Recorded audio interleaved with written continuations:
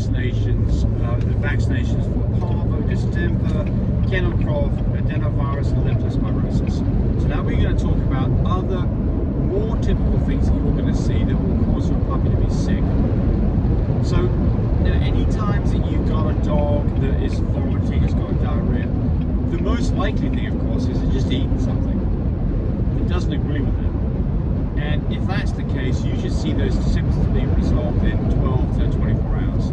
So, the first thing to do is take a dog's temperature. If it doesn't have a temperature above 102, but it's not feeling well, give it a chance to overcome this itself before you get big panic.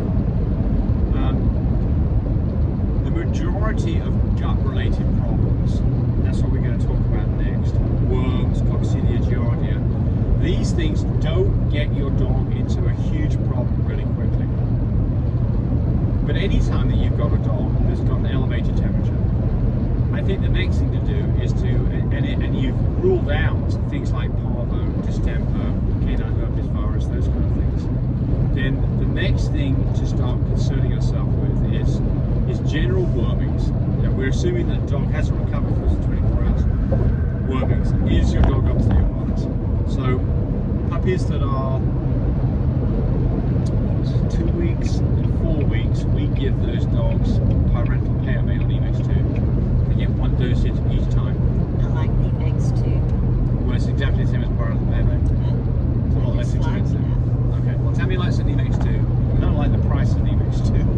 It's he about, squeaks when he walks. it's about $80 or $100. You've got to get it But you for your use vet. just a little bit. Well, let me. And it lasts forever. Well, I'm not sure you can tell the difference between them. And you're going to say otherwise, but I mean they taste the same. Exactly. If it's white, it's black. If it's black, it's white. My wife is complaining that I always play the devil's advocate on this stuff, and I do. I'm always asking, give me some evidence why one thing's better than another. Cheaper is good, but cheaper is not always better. But where this is concerned, on the Emex and this other stuff, I'm not climbing. about the I'm not going to climb Everest with a rope from Cape. oh, why not? It's cheaper. It is cheaper, but Go I'm ahead. not doing that. I got insurance Yeah, it's on you. but parental paramate is the same thing as Emex. It's like saying that aspirin versus Bayer aspirin is any different. It's not. But again, we get off topic a little bit. Parental paramate, give it one time, give it 2 weeks, give it 4 weeks. It's a general, very safe wormer, and it knocks out the majority of the ones. After that, go to what we use is Safeguard or fendobendazole. And I think its other trade name's Panicure, I think. You give that for 3 days straight. And we also give that, by the way, to our pregnant mums a week before and a week after. I have people call me all the time and ask that. You've got videos on that on the website. Right, but the problem is they can't find them, so that's why we're covering it here. Yeah. But it's easy to give. It's very, very safe stuff. Now there was a question answer thing the other day where somebody said the vet don't give wormings to dogs if you don't think the worms are present. I think that's rubbish. They're going to get it out of mum's milk quite likely, and it just makes complete sense to go treat these things. I read some interesting thing the other day about human beings in third world countries. A lot of them suffer from worm problems that could be treated with nothing more than some fendobendazole Safeguards. Road rage right here. Anyway, so rule out the wormings, rule out worms, and go treat on a routine basis every 2 weeks, parental paramate or fendobendazole, depending on whether it's 2 and 4 weeks or 6, 8, 10, 12 weeks. That just makes good sense. Pick up the poop, because they're going to reinfect other dogs by eating poop. You know how puppies are and how mums are, they want to eat poop. This is ridiculous. They learn that from their mums, and they then carry on with that.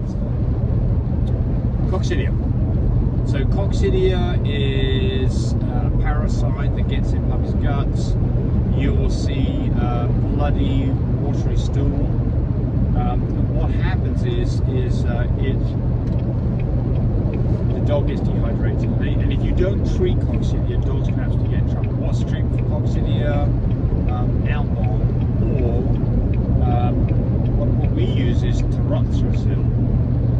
And there's also an antibiotic, I can't remember the name of life of me, It's on one of my videos about coccidium.